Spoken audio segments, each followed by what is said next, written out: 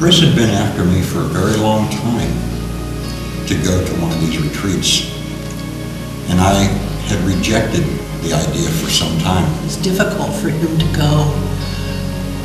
I felt that it would stir up a lot of negative memories. Because we were almost to the retreat, I turned around and I started to leave and I couldn't. Something called me back. And for me, it was a release knowing that I was doing the right thing for him. When we went back into Khe Sanh, we didn't realize it, but we were a company and we ended up getting surrounded by a regiment. I had a teammate in Vietnam.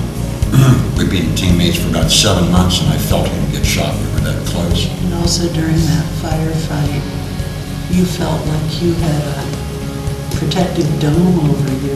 I couldn't get hurt. I reached down The and enemy picked up was satchel charges here. and threw them away and they exploded. I watched people get their heads blown off. And a prayer from his mother. His mother woke up in the middle of the night and saw what was going on and she prayed to God. Probably the one thing that fastened itself to my memory is putting people in bags, putting the bags in the helicopters, and sometimes the pieces fell out. Because the next morning they sent a priest up, and we stood there saying the Lord's Prayer, and I looked down on the ground, and all the boot prints have got puddles of blood in them.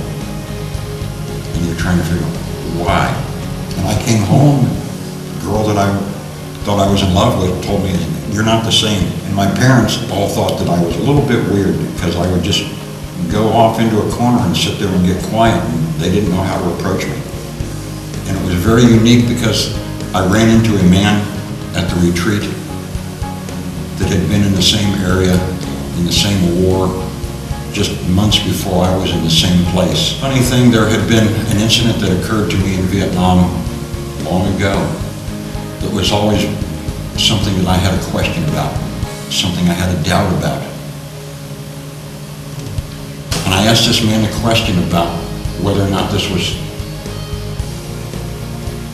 right, the decision that I had made, whether it was correct. And this man looked at me and he said, "You made the right decision." And there was a tremendous weight, release that came over me at that point.